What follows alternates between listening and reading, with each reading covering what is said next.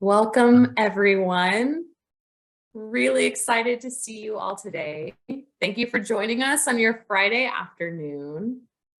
We are so excited to have this be the third session of the day of Triton Leaders Conference. My name is Marisa Farrell. My pronouns are she, her, hers, and I am an alumna of UC San Diego and thrilled to welcome you all to this session, The Impact of Digital Therapeutics on Health Equity. We are joined today by two wonderful professionals in this field who are here to share their insight and perspective and answer your questions about this topic. We're really looking forward to a very engaging and just insightful conversation around health equity and the impact that therapeutics has on that. So again, thank you for joining us. I'm going to go a little bit over some of the housekeeping before we get started.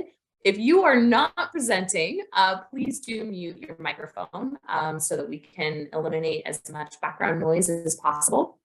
Additionally, to minimize distraction, if you have a question, again, we want this to be as interactive as possible. So there's two ways that we encourage you to interact with our speakers. The first is if you have a question, feel free to put it in the chat. You're able to converse with each other and as well as put your questions in there that they will be seeing and able to respond to. If you have a burning question in the middle of their presentation, though, please go ahead and use the bottom of your screen. You will see that there's a emoji for a reactions button. And under that reactions, you can use what's called raise your hand to basically indicate that you have a question. And that will populate you right up to the front of the screen. We can see that you have a question, and the panelists or our speakers today will be able to respond and answer your question as soon as they can. So you have multiple options depending on what you're most comfortable with. Feel free again to put your questions in the chat, or during the presentation, if you've got questions, you can raise your hand as well. We will have time at the end of the session for designated questions and answers. So if you want to wait till then, that's perfectly fine. But again, we expect questions and ideas to kind of percolate throughout today's conversation. Finally, we also are really, we are thrilled and proud to always abide by UC San Diego's principles of community, which are listed here. And these are things that we hold at the campus, but also in our presentations as well. So we want to always provide fair treatment for faculty, staff, and students. And part of that comes from always encouraging a climate of fairness, cooperation, and professionalism. And so we appreciate your help in ensuring that in today's session as well. We want to foster inclusiveness, respect, and a welcoming environment. And that makes this session and all that we do at UC San Diego incredibly collaborative in our actions and our attitudes. And we're really excited to bring that into today's conversation. And we have over 20 folks here today right now. And so really, again, excited to dig into the policy implications and the conversation that we have planned. So with that, I am absolutely thrilled to turn it over to Lani. She is going to begin our presentation and take it from here. Thank you so much. Thanks so much, Risa. Appreciate that. And thank you everyone for joining. My name is Lani Hessen, and I think the first thing to do is just give a little introduction of myself, and then I'll let Shelby, who's my co-presenter, introduce herself as well. So again, my name is Lani Hessen. I am a pediatric occupational therapist by professional background and have been working for the last, about 4 years in the digital therapeutics space, starting at a company that was focused on the development of a tool for the earlier diagnosis of autism, and then moving over to the Digital Therapeutics Alliance, which is the trade organization for the digital therapeutics industry. And don't worry if you have no idea what I'm talking about, that is what this presentation will help you to hopefully have a better understanding of. So at the Digital Therapeutics Alliance, I am the Vice President for Patient Access, which provides me with the very distinct privilege of working with patients directly, as well as clinicians. And I also get to interact a lot with our member companies as they're bringing their products from development through to commercialization. So I get to do a lot of really fun stuff. And Shelby and I have been working together for several years at this point, and I'm going to turn it over to Shelby to let her introduce herself. Cool. Thank you, Lani. Hi, I am Shelby Thurman. I actually graduated from UCSD in 2020. I have a degree in global health, and I have had the awesome privilege of being able to utilize that in the digital therapeutic space for the last 3 years. It was not a path that I thought I would enter into, but it's been a really exciting experience. As Lani mentioned, we've been working together for a few years now, and she has been my partner in championing for patient access. And at DTA, Digital Therapeutics Alliance, I am the community engagement manager. So I work with all of our member companies, and I get the really awesome chance of talking with them all and making sure that us at DTA are providing working on the things that matter in the industry and working to propel it forward. And so I am really excited to be here, and just prefacing that I am dealing with an injury and am not at top shape. So Lani will be taking most of this, but I am happy to be here too. And I will pass it back to Lani. Wonderful. Did I unmute successfully? Yes, I did. Okay. So let's start with just a brief background of the Digital Therapeutics Alliance. So as I mentioned before, we are the trade association for the digital therapeutics industry. And that means that we have member companies. So we're a member-based organization. And those members are generally manufacturers of these digital therapeutic solutions. And we also have ecosystem partners. So folks that join that aren't manufacturers of those solutions, but are working in kind to move, as Shelby said, the industry forward. So the vision of the Digital Therapeutics Alliance is to transform global healthcare by advancing digital therapeutics to improve clinical health and economic outcomes. So I won't read this to you verbatim, as you can read for yourself. But I would say that the most important thing that we're really working on now is just that foundational awareness of digital therapeutics, what they are, and as this topic tells you, how they might be able to work to improve access, improve some aspects of health equity as we open up this industry to patients. So any questions, do please jump in, but I'll go ahead and go to the next slide. Thank you.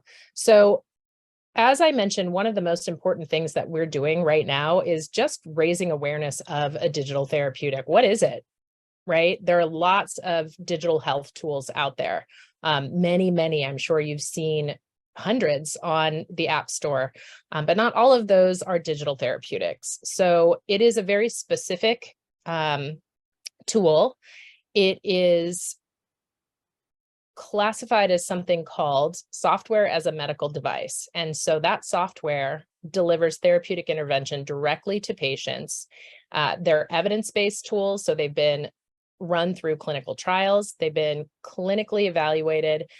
They treat, manage, and prevent a broad spectrum of behavioral, mental, and physical disease and disorders. So the big key takeaways about a digital therapeutic are that they have this classification, software as a medical device. They have gone through evidence generating clinical trials. They generally pursue a regulatory pathway, which we'll talk about in a little bit. And that software is the deliverer of the intervention to the patient. And again, they treat, manage, and prevent a very broad spectrum of disease and disorder. And we'll talk a little bit about that in a minute. DTX products might be used to fill kind of a gap in the standard of care. So they may be used alongside other standard of care interventions. They may be used on their own. They have remote potential to have remote clinician delivered therapy. They might be paired with a device. So you may have an app that's delivering, say, like a CBT type of intervention that's paired with a wearable It just depends on the disease or disorder that the DTX is addressing. And just so you know, and we can, provide these, or these are actually on the DTA website. So maybe we can put some of that in the chat, Shelby, if you're thinking that might be a good idea. We have many public-facing resources that you can look at. So you can check out our core principles. There are 10 of them. We abide strictly by ethical standards and best practice, because that's what our products need in order to be, trusted by our patient community. So, all right, next slide, please. Okay, so what I'm going to do now, and then I'm just going to pause after this slide to take any questions or just start the conversation, is run you through this kind of digital tools in the patient journey and in the health ecosystem.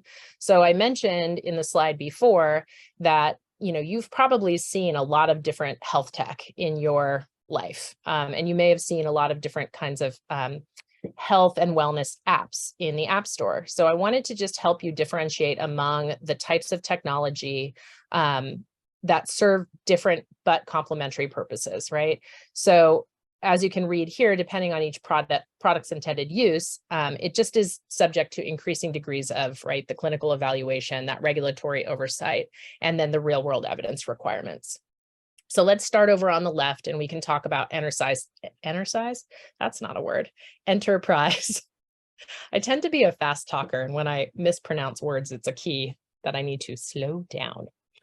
Enterprise systems and support. So you may be familiar with clinical administration and management tools that support the enterprise of the clinician, right? So there are many management tools that are used to support those enterprises, or sorry, having a moment here.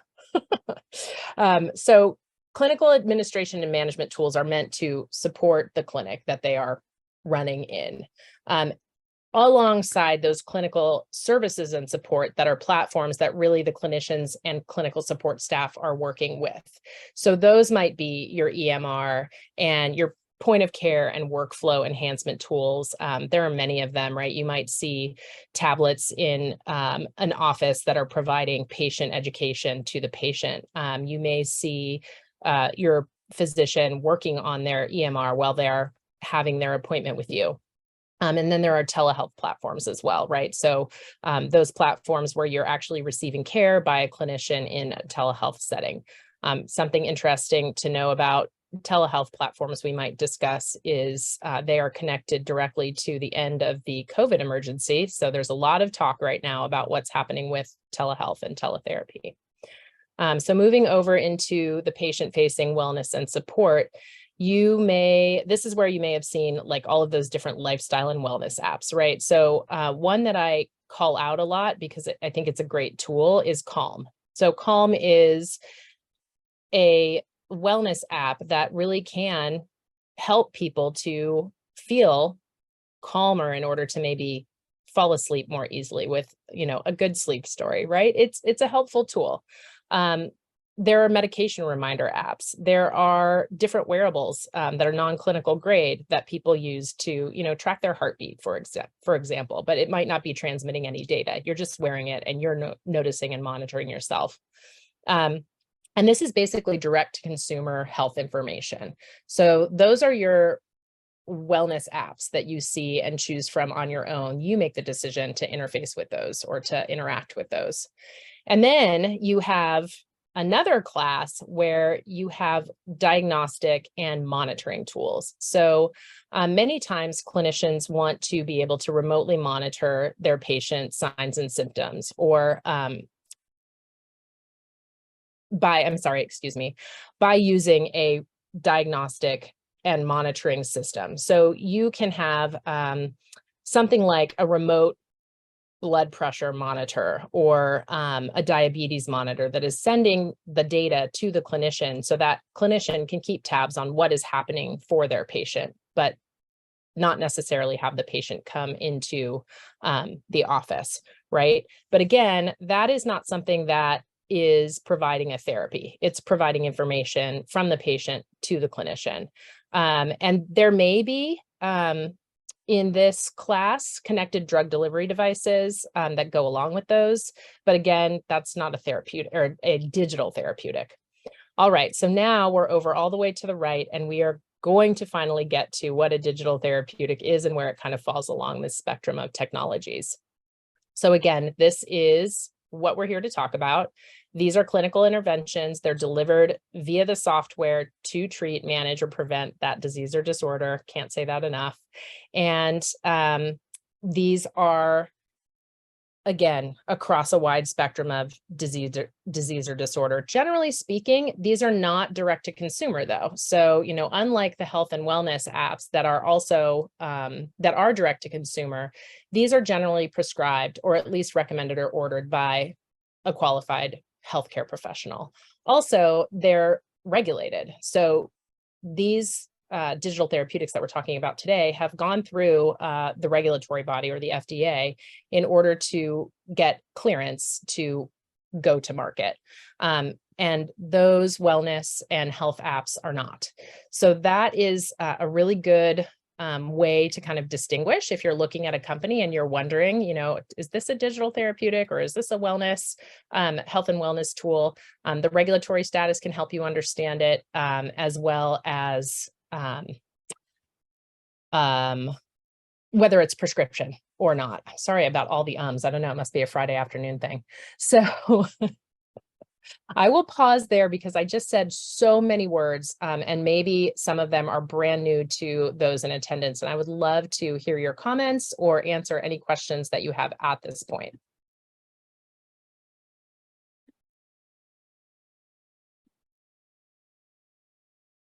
Oh my gosh, you guys are all so quiet. If you guys don't ask any questions, we're going to be done in like 5 minutes. Shelby, is there anything that I missed in the last 2 slides? No, I think that this covers it really well. Okay. Fantastic. Okay, so we can go on to the next slide if folks are not ready to chime in yet. That is okay.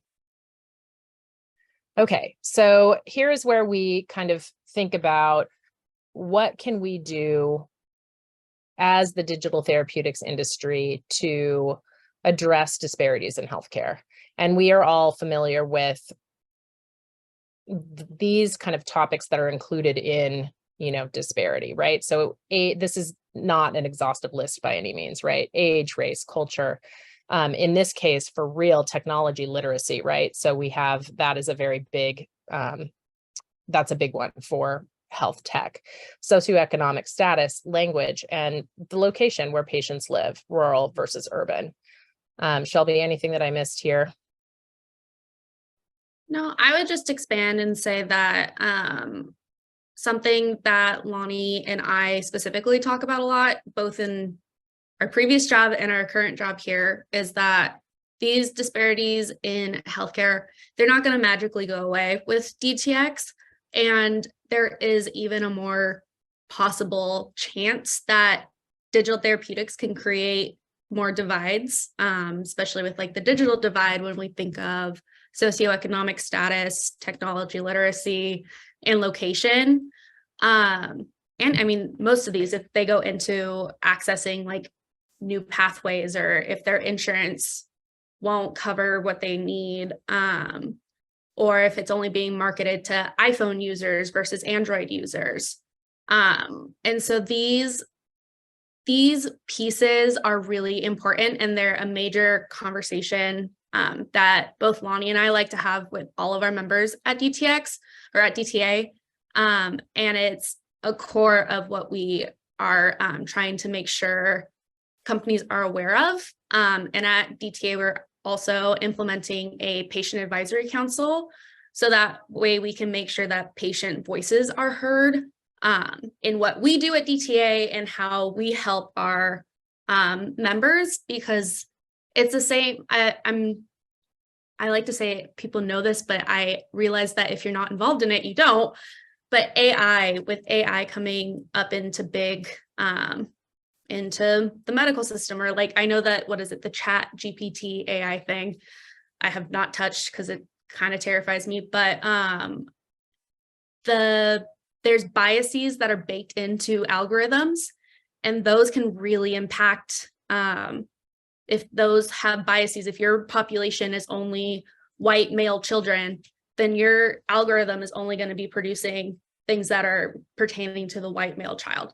So like making sure that with the digital therapeutics, like you can cast a wider net with your location. So you can have rural families participating in clinical trials, or you can have like reaching even further into like the Native American population, reaching out into the reservations. And then you also have to have cultural awareness that certain populations have major medical distrust. And so that is a huge conversation that Lani and I have, is how do we make sure that populations, it's not just race or culture, like we worked in the autism space. A lot of people in the autism space have heard time and time again, like been sold snake oil. So it's like, how do we make sure that we can create trust in that community? Ooh, there's a question. I know there's some comments. I can't wait to see them. Okay. Terrified. Yeah. Yeah. Yeah. Thanks, Jamie. And let's address this in a couple of ways. I can start, and then Shelby, feel free to jump in. So I think that it's true. And terrified, or maybe resistant in some cases, because the technologies that have come before, like the ones that we showed you in the previous slide, the ones that were meant to help the provider, really have done a lot to contribute to provider burnout. So, we see that our providers are being asked to do more and more for less and less, essentially. So I don't know if I'm addressing, Jamie, your kind of your thought about being terrified of them. If they're scared of like how to use them, that might be one thing. But I also think they're just feeling like I have to add this whole other new thing into my practice. And maybe, reticent to a certain degree to kind of come around and realize that this might be a tool that could help them to decrease maybe the amount of times or the amount of, in-office visits that they need to do with a patient, or other ways that it might ease their caseload. And I see this projecting their own discomfort, about patient preferences and adoption. We just did a really awesome workshop in Arizona with a very diverse group of stakeholders around the table, and we had our patient representatives, we had provider representatives, and we had them talking to one another about how, the technology for the patient can be so relieving for them because they don't have to travel. Even if it's not a huge far distance, if you're managing chronic disease, getting out of bed and like even traveling across town can be a mighty burden, right? So it was really great to see those providers and those patients having that dialogue. So thank you for that comment. I appreciate it. Yeah, I also, that like the traditional care and physicians being,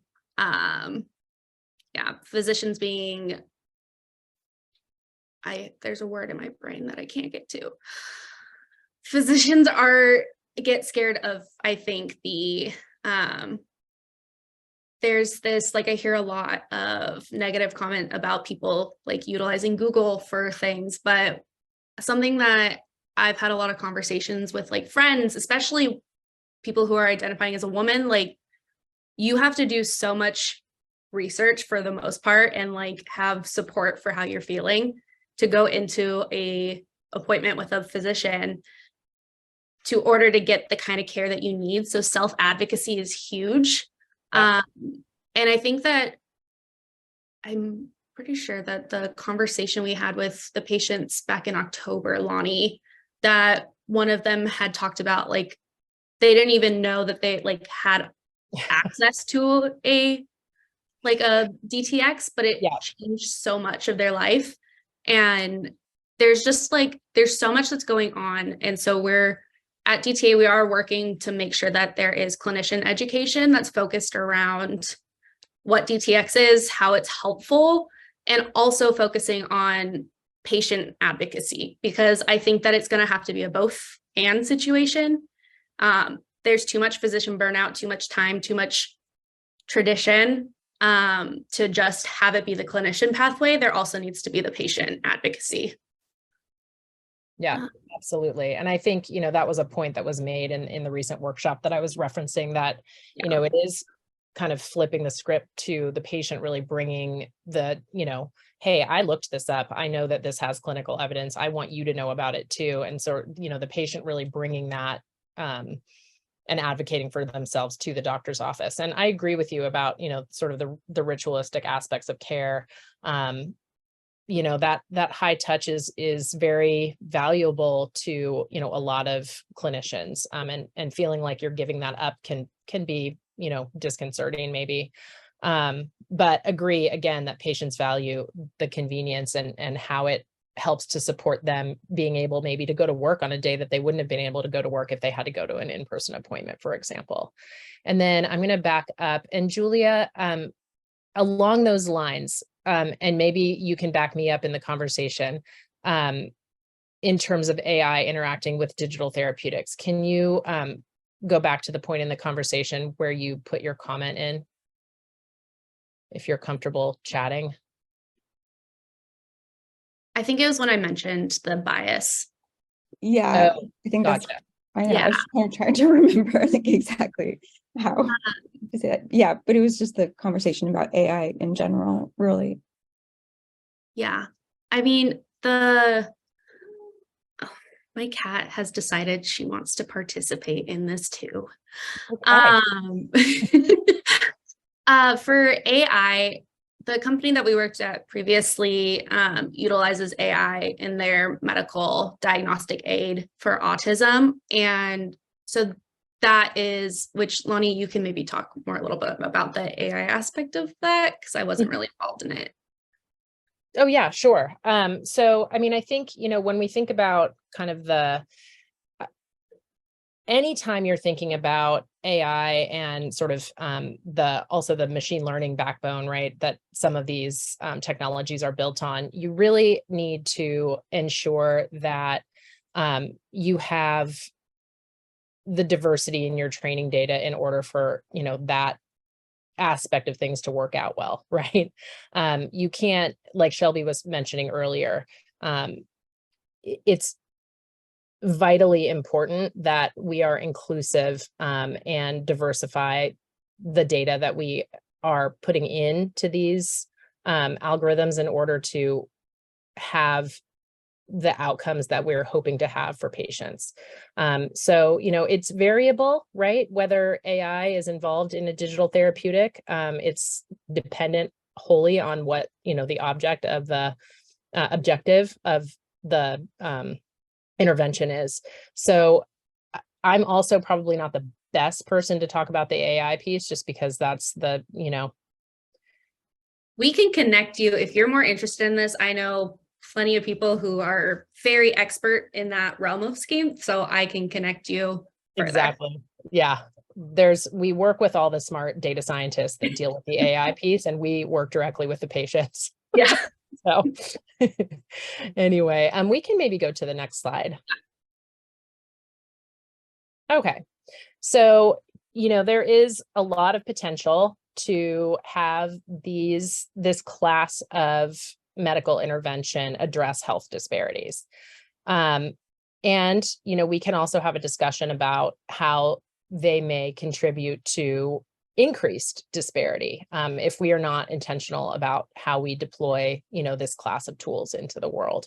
So, and I'm seeing a little bit of chat again from Jamie, right, who's talking about those lower socioeconomic status and rural patients having transportation difficulties that make it difficult to access adequate in-person care.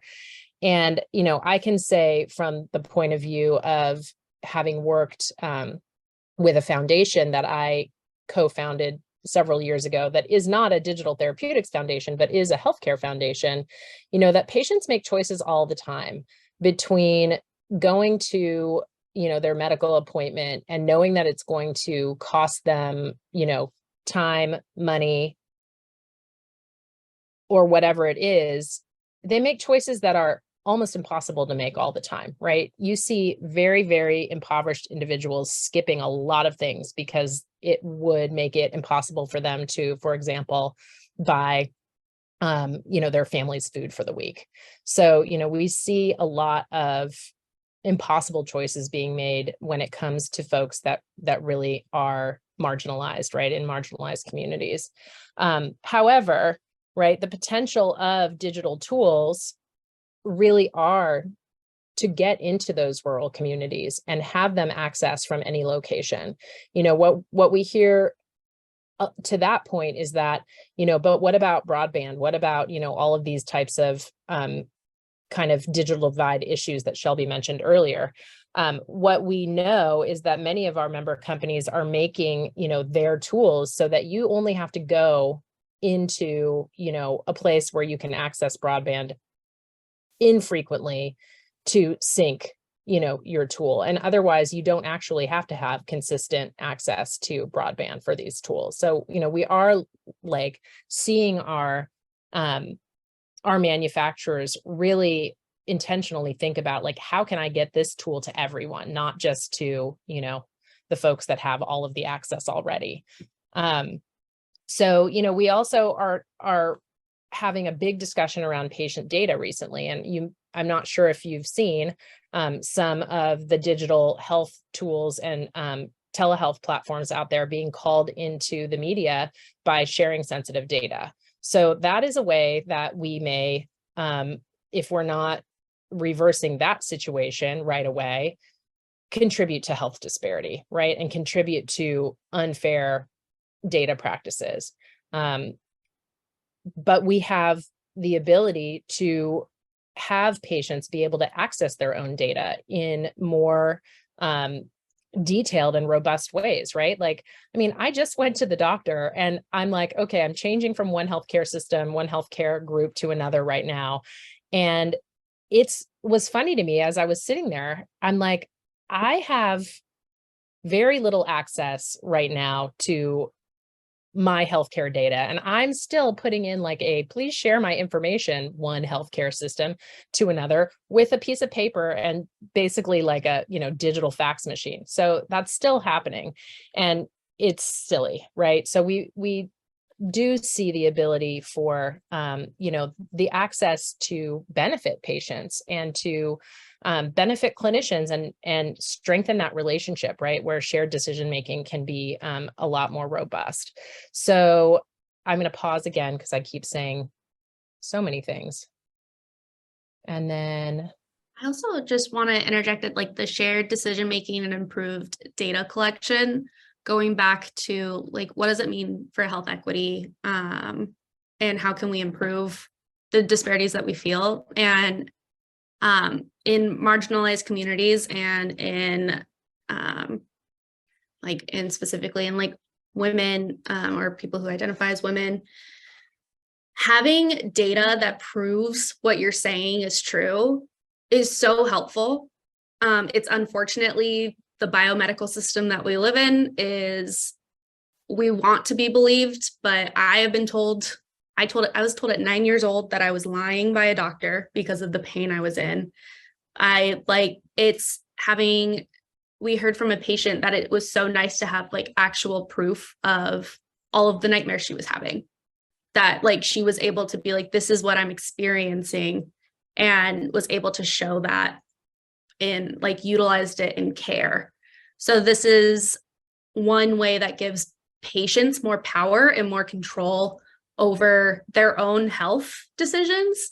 And they at least have pretty secure like data to protect them and like advance their care. And I'm saying it should not have to be this way, but this is our step into making healthcare more equitable.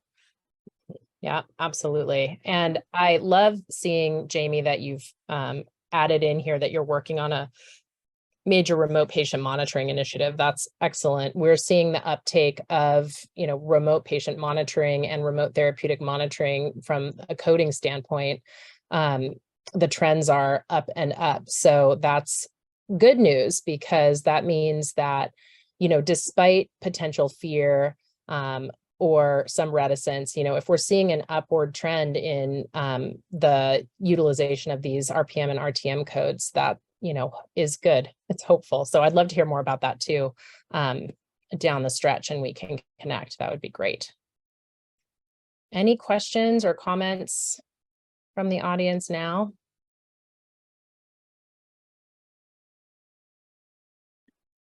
It's because it's Friday at 5, isn't it? You guys are all tired. You're like, oh man. Okay, so let's go ahead and go to the next slide. Okay, so what do we need here? We need a lot of things. We really do. There's a lot of work to do. There's a lot of work being done in the background by this diverse stakeholder group. And we need this stakeholder engagement, and we need for it to not just be a discussion anymore. It needs to be a discussion, a revealing of, kind of the pain points, and then a set of marching orders, right? What's next, and what are the concrete next steps based on the pain points that are being revealed through discussion. So, we at the DTA, again, have we're in a really lucky position where we get to talk to each of these stakeholders on a regular basis about these issues. So payer adoption is obviously going to need to be growing exponentially. Would be wonderful. But, we even talk about like, hey, wouldn't it be great if we could even see like 6 more payer groups use a DTA resource like the Value and Assessment Guide to, make decisions about DTX products that are being presented to them, once they've generated their clinical data. So we'll point to some of those resources for you too, to take a look at. So, because I didn't know what payer was until after I started working at DTA. Yep, that's a great point. I do that all the time. So payers are those big healthcare insurers, right? So there are commercial insurance groups that most people, when you're accessing commercial insurance, are doing it through their employer. There are state payers, right? Like our Medicaid program, CMS. And then there are payers like the VA and other, places where folks access care, like federally qualified health centers and that sort of thing. So hopefully that's helpful. Basically, health insurance is what I'm talking about when I talk about payers. Yeah. And so, what we find with our payer groups is that they need to have a way to evaluate the fit of the DTX essentially for their patient populations or for their membership, as well as efficacy. Of course, they want to see the evidence, and they also, being payers, want to see the overall cost of care, and they want to see it lower. So, what we are seeing though now is that even if a DTX may show, some increased cost in the beginning, we're starting to have enough longitudinal data that, we see cost of care decreasing over time. We also see payers starting to talk about, well, even if it's a cost neutral proposition, what we want to see is, the increased patient outcomes. So the outcomes to the patient becoming better. So we do a lot of work to provide resources to all of our stakeholders at the DTA. So one that I just mentioned is the Value Integration and Assessment Guide that we have a public facing version of. So please go on over to the DTA website and click on through and download it if you'd like. We also have a manufacturer version that our members can take and fill. Basically, it's a fillable PDF, and it's basically like a dossier. It acts like a dossier for them to take as a way to present the data and all of the information about their product to the payer groups. We have one wonderful payer advisor who always likes to tell us and likes to say this publicly, that if a DTX company comes to their group and they bring their product with the value guide, they know that they can just automatically go to the next step in conversation because it's such a comprehensive tool. So that's kind of exciting. We also need provider adoption. So providers being anyone from, I'm an occupational therapist, could be an OT, could be a PT, could be a psychologist, a psychiatrist. All of our medical professionals and clinicians have the opportunity to be involved with digital therapeutics. And what we're looking to do is increase adoption over time of these products, of course. And one way that we do that is by, helping providers to develop their guidelines internally. What do they need in order to adopt these products? We also are, really working hard with our members and with our clinician advisory board to educate this group of stakeholders, right? Everyone from payers to providers to patients. But we have a very big clinician education initiative going on at DTA this year. That's really exciting. We're partnering with all kinds of professional organizations and patient advocacy organizations to bring the sort of what is DTX curriculum live. So that is another thing that we're working on. And yeah, Shelby, would you like to comment on or bring Carolina's comment? Yeah, Carolina said that integrated care is a good pathway towards a more equitable healthcare system, and I could not agree more. It's integration, cross-functional, like those are my favorite words, intersectional, making sure that the system that people go to have healthcare is not just one faceted, it's multifaceted. Awesome. Sorry, my computer just did something strange. Okay, let me get back to my view. Something took over my screen there momentarily. Apologies for that. Good question. So interoperability within the healthcare ecosystem is a big challenge in the industry for patient data, but also integration. Do you have any examples of technology services that are looking to make it easier for users or patients to own and keep their own health data?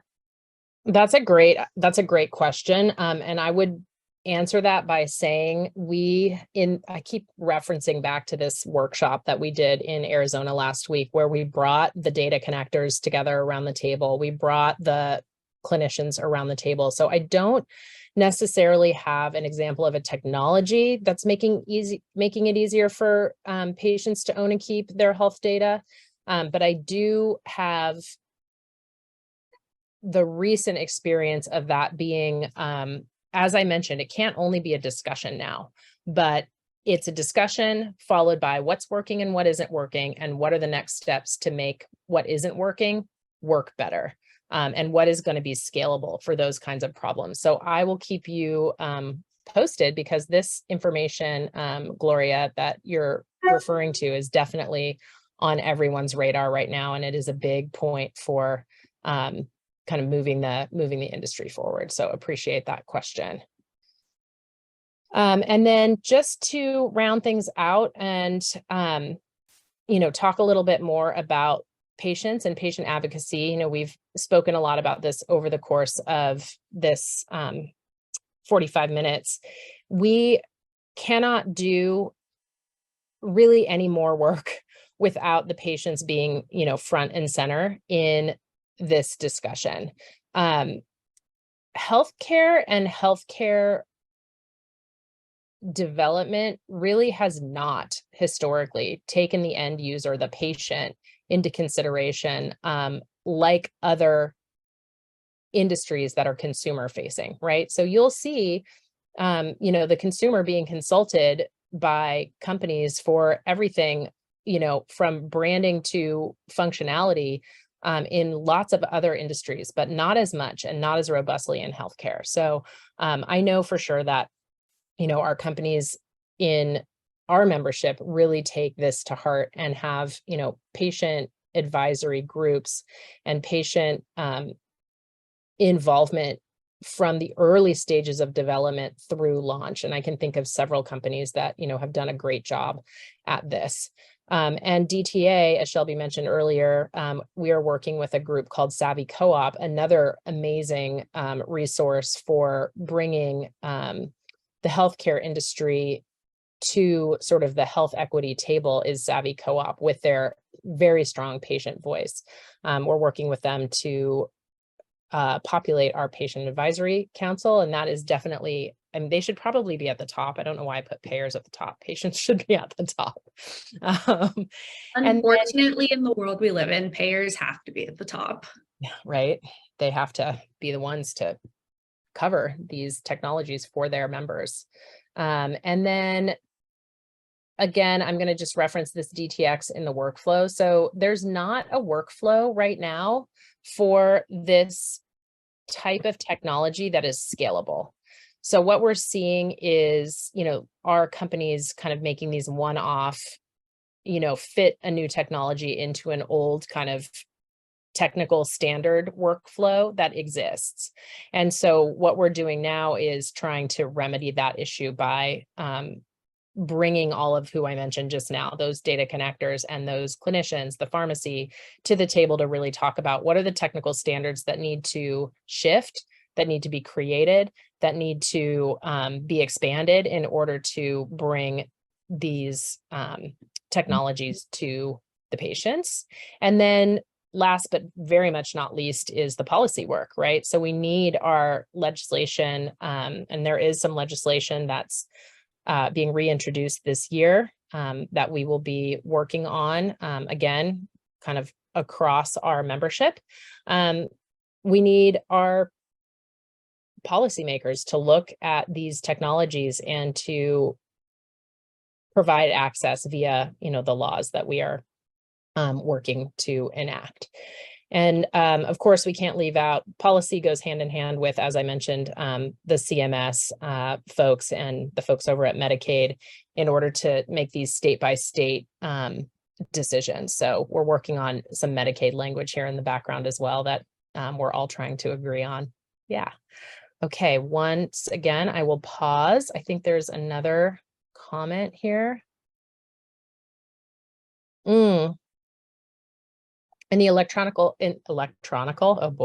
in the electronic health record world, there's a big discussion going on about patient portals versus personal health records.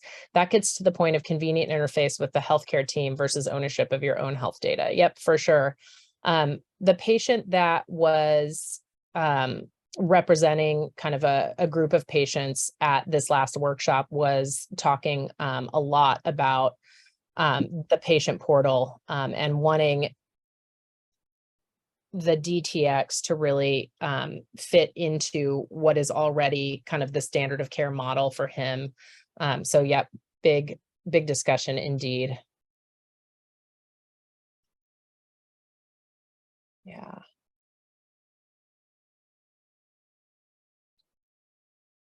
Awesome. So I love seeing all this good chat and would love to hear any voices outside of the chat if people are willing to or comfortable kind of speaking up. We are essentially at the end of the content and we have about 10 more minutes for Q&A or discussion. Hey, how's it going? Can you guys hear me okay? Yes. Awesome. A quick question for you slash just also kind of a thought on that last slide with regards to the stakeholders that need to, adopt and adapt and all that kind of stuff. Is medical education another one of the big stakeholders, right, that you guys are considering? Because at the end of the day, whenever anybody comes out of medical education, whether at whatever level, they're going to end up being having to play catch up, right? So because digital stuff is always coming out so fast, and in med school, there's always pharmacology and other types of studies on how to treat these things. And if this is really going to be, I think, a golden standard of care, what are your thoughts on how this can then be integrated into the education aspect of stuff so that it's not always going to be a game of catch up? Yeah, great question. So you're telling me that there's not a robust digital therapeutics curriculum. Strangely, no. Yeah. Yeah, is that I what can't I mean? imagine why. I know, right? Because no one knows what it is yet, but that's okay. We'll get there. So yeah, I mean, I think it's a great point, and we had the opportunity to do some work back last year with the pediatric academic societies in a very specific area of med ed that had to do with autism technology. So I think that you're very right about that, and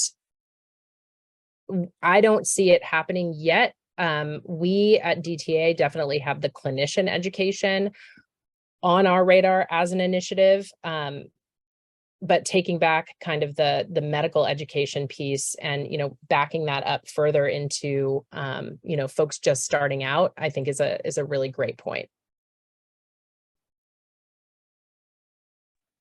Obviously, everything is changing so fast, so you can't expect it to automatically be in any kind of education platform, as it's still being created for people to understand and use. So it makes a lot of sense. But even the basics, right? Even the DTX 101 would be, I think, a really helpful piece to add into medical education. And because these therapeutics address so many different types of disease and disorder states, you could put it could live in lots of different places, right? It could be applicable to various parts and various places in med ed. So I feel like it's a good thing to bring to the table, and I appreciate that.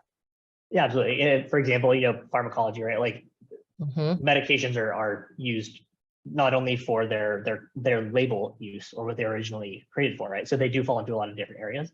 So I agree. Just the understanding that it is a tool to be used, and kind of where it falls into place. So thank you all. Thank you. Hi, Jamie.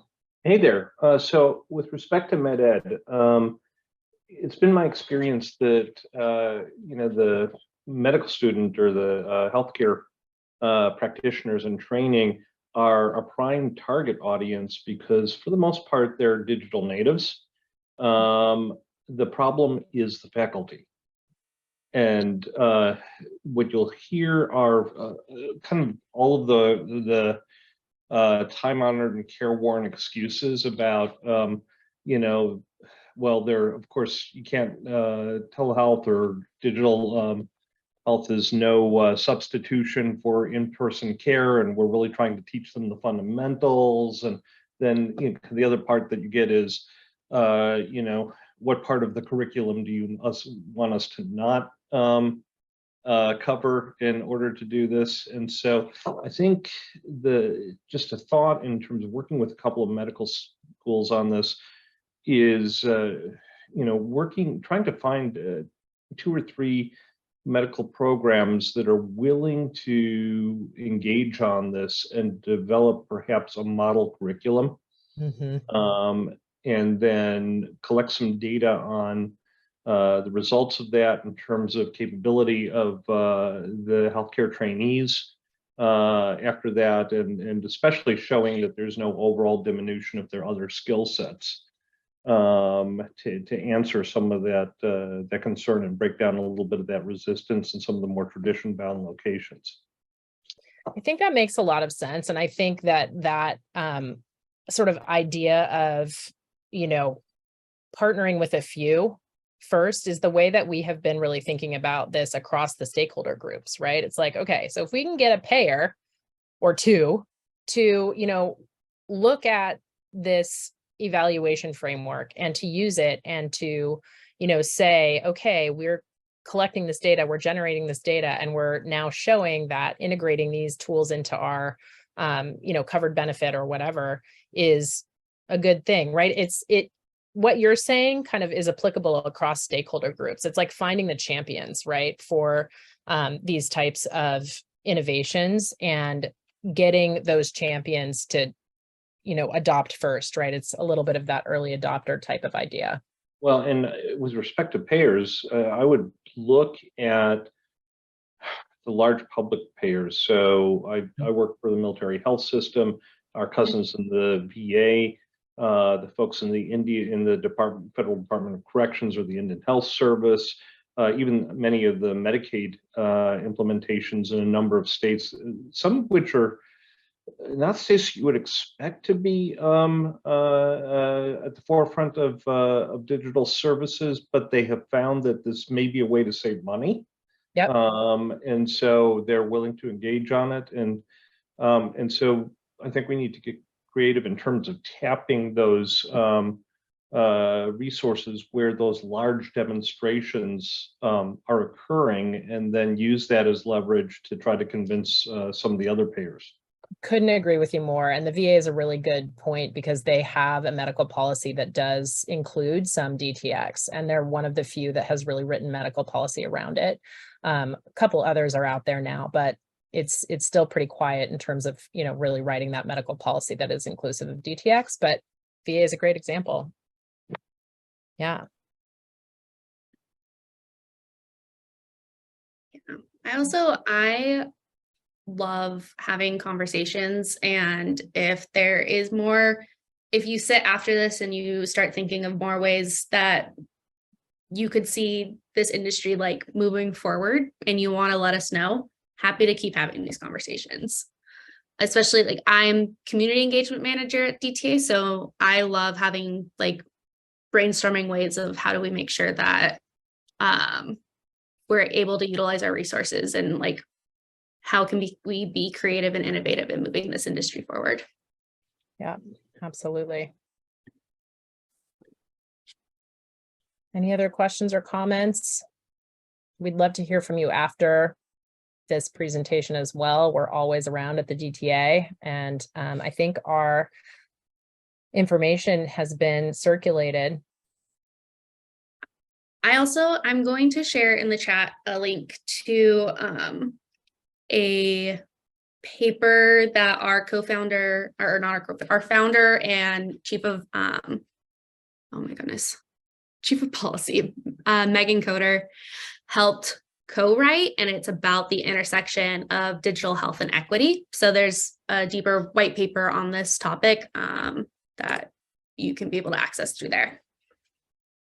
And yes, happy to one more time put in the at least the main homepage of the DTX or DTA, so that you can go check out all of the resources that we have there now. And here you go. There is the Alliance, and then please hit us up. And Shelby, we'd love to hear from you. We get our best work done in a collaborative fashion over there, so please do feel free to reach out. And thank you so much for being here. Awesome, great, thank you. Yeah. Wonderful. This has been absolutely incredible. Thank you so much for all of your insight. And I loved how interactive this ended up being. There were so many thoughts and expertise and perspective shared in the chat, as well as now in the Q&A. So again, thank you very much, both of you, as well for sharing your contact information. I know folks will definitely be able to use that moving forward and hopefully continue these conversations. For those of you that are still here, I'd love to just take a quick moment. I'm going to share my screen for one last moment while we were here. Just to share, as you know, today is day one of the Triton Leaders Conference. We have an entire day tomorrow at UC San Diego Park and Market. So if any of you are able to join with us there, we're looking forward to day two of these conversations in person. Additionally, if you are interested in posting positions, additional jobs, would like to continue these conversations with a whole network of UC San Diego alumni, whether you're interested in mentoring a student or being mentored perhaps in a field related to this, if you're interested in data science and health equity, this is an amazing space and platform that you can use. So just going back to that, that's Triton's Connect. You can create a profile there, and again, continue these conversations, especially in a professional space. We have the Alumni Celebration Weekend coming up in May. So especially for you alumni in the audience, or if you would like to celebrate, we have alumni that are being awarded. I would love to have you come back to celebrate them, as well as a whole host of the Taste of UC San Diego. And then finally, we have You Care, which is our day of giving that is coming up in May. So there's going to be a number of different funds and causes that you can support, including health equity and health related scholarships for students that are pursuing these majors and careers. So again, we just really wanted to thank you for being here and for participating in this special session with all of with Lani and with Shelby. And thank you so much. Have a wonderful rest of your night. Thank you, Lani and Shelby. We so appreciate you being here.